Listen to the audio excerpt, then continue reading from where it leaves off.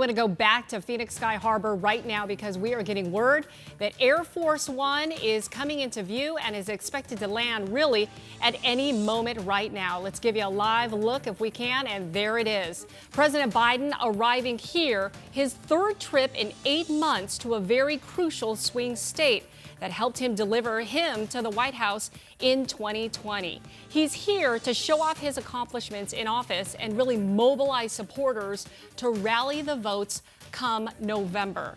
Now, from Phoenix Sky Harbor, as soon as he lands, he will be heading to South Phoenix to focus on rallying the Latino voters. We do have 12 News journalist Bram Resnick there. He is there live right now as we speak.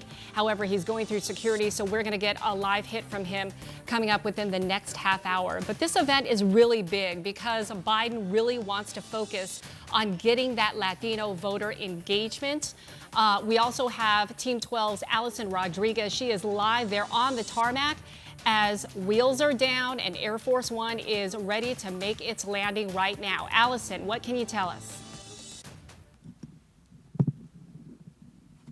Tram, I was standing by speaking with Gila River Indian Community Governor Stephen Lewis here, who is waiting in the wings, and he kind of mentioned to me that a lot of those Arizona officials who are meant to greet POTUS here today, they're kind of scrambling a little bit because President Biden and his itinerary are a little bit early. Well, a lot early, about an hour, as a matter of fact. So what you are seeing right now, Air Force One has officially touched down right here at Phoenix Sky Harbor. President Biden here on the campaign trail as he plans to attend an event in Phoenix as he gets off of Air Force One. We're also expecting him to stay overnight and be here tomorrow as well for another event. He is coming from Nevada. He expects to visit Texas tomorrow once he leaves, as Air Force One will have wheels up tomorrow as well. And we're going to be covering all of that for you. But you see here, Air Force One has officially touched down in Arizona with President Joe Biden inside of it here. So it's going to kind of give a loop around here on the tarmac, come around, and then we are expecting it to park right in front of us. So 12 News will have that as he gets off of Air Force One here and is greeted. So far, we have Arizona Congressman Greg Stanton standing by, as well as Gila River Indian Community Governor Stephen Lewis, who will be here. And I'm told Governor Lewis just mentioned to me that he will be with President Biden tomorrow as well as he goes to this business here in the Valley that he's expecting to speak at. And so, Tram, as you know, as you've covered these presidential visits before, security is very tight here. Also, his itinerary is kind of on a need-to-know basis as they want to make sure everything runs smoothly. But we should mention, it is a campaign trail. This is Decision 2024, our presidential preference election going on today. Polls will close in about 3 hours, less than 3 hours, as a matter of fact, 7 p.m. And even though he has clinched that nomination for today's election, of course, all eyes on this trip is a large part of it is about looking ahead to the general election coming up in November, which Arizona is going to play a major part in. You may remember Arizona traditionally was considered more of a conservative state, a lot of Republicans dominating here, but in 2020 that changed. President Biden was able to flip the state, although it was a hard-won victory here. We're talking very narrow margins,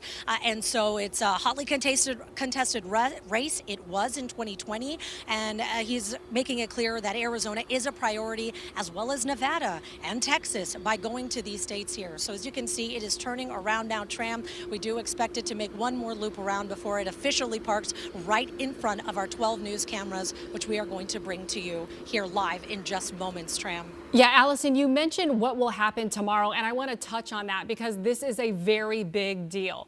Come tomorrow, he will be going to the Intel plant in Chandler. Biden will deliver remarks on his Investing America agenda. That is before he heads to Texas later on that afternoon. Now, we know that Intel employs about 13,000 people here in Arizona. Biden is expected to announce a multi-billion-dollar award for Intel to expand its semiconductor production here in the U.S. That money would actually be drawn from the CHIPS Act signed into law by President Biden back in 2022. This will be his second stop at a Valley Semiconductor manufacturing plant. And I want to touch on this whole investing in America agenda that he has been touting. This mobilizes historic levels of the private sector investments in the U.S. It's meant to bring manufacturing back to America. It's meant to create jobs, rebuild roads and bridges, all using materials made in America, built by American workers. So again, this is all part of his campaign. This is his third trip in 8 months to Arizona, or I shouldn't say Arizona. It's his third trip in 8 months to a crucial swing state that is Arizona. And later on tonight, after he gets off of Air Force One, his motorcade will take him to a big campaign event that's happening in South Phoenix. Our Bram Resnick, he is going through security as we speak to get inside that campaign event. He will bring us live reports from that event later on in the hour, as well as 6 o'clock later on tonight. But what this campaign event does is really rallies the Latino voters. This event will focus on just engaging more of that Latino voter. The Biden administration, in fact, they just launched a campaign called Latinos con Biden-Harris. And apparently this is the first Latino-focused ad in battleground states, happening in English, Spanish, and even Spanglish. So again, we are giving you a live look right here at Air Force One, always so majestic to see. And it's really an incredible, not only just an incredible sight, but what that plane can do is really astonishing. It is capable of refueling midair. It has an unlimited range and can carry the president wherever he needs to travel. It's equipped with advanced, secure communications equipment. It can actually function as a mobile command center. In the event of an attack on the U.S., everything can happen up in the air. It's got 4,000 square feet of floor space. There are 3 levels within Air Force One. The president has a large office, a conference room, even a medical suite that can even function as an operating room. There's a doctor that's permanently on board, 2 food prep galleys that can feed 100 people at a time. And there's quarters for those who also accompany the president, including his senior advisors, his Secret Service officers, even the traveling press. There's several cargo planes that actually fly ahead of Air Force One to provide the president with vehicles and the services needed when he goes to any location. And again, he is expected to come out of Air Force One any moment now as his motorcade is waiting by. We know that several dignitaries are on hand. Allison is down there. Allison, have you seen any more dignitaries like the governor or the mayor at all?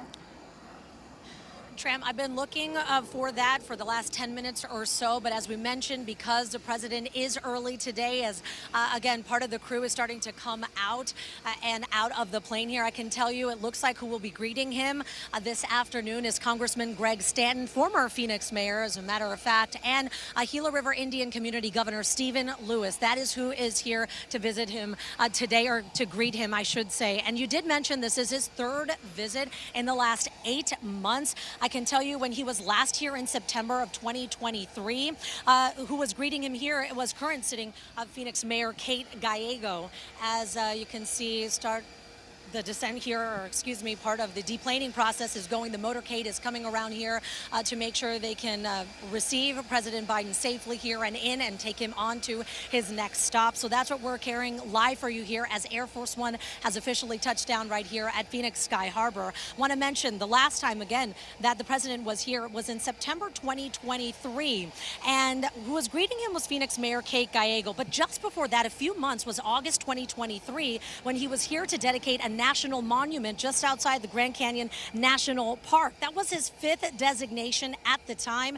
During that visit, he was greeted by Congressman Raul Grijalva and Congressman Ruben Gallego, who of course is now running for Senate now that independent Senator Kirsten Sinema has announced her plans not to run again.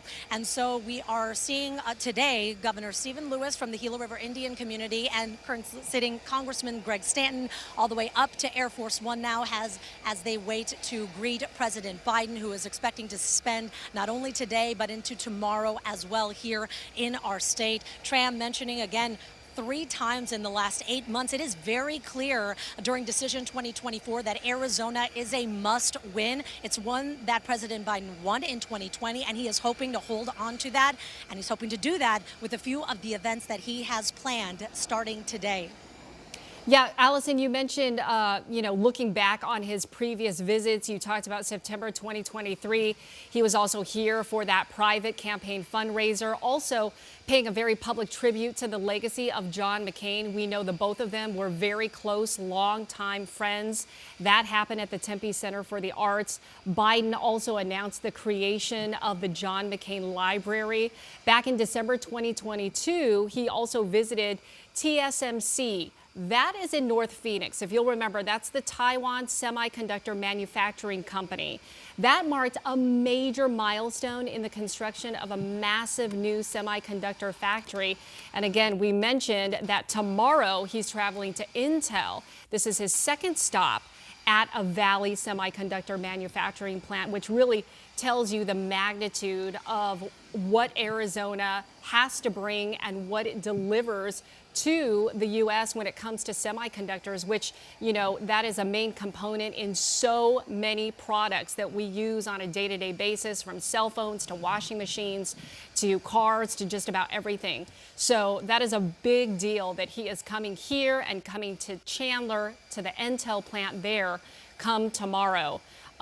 We can also tell you that before he makes that trip to Chandler tomorrow to Intel, he will be going again later on this evening. He is expected to go to South Phoenix for a campaign event there. Our Bram Resnick, he is there live right now, and he is going to tell us more about what that Latino vote means. And as you know, the Latino vote here in Arizona is crucial. Hence, them launching a new campaign, Latinos con Biden-Harris, which is the first Latino-focused ad in a battleground state. And as we know, Arizona is a very big battleground state.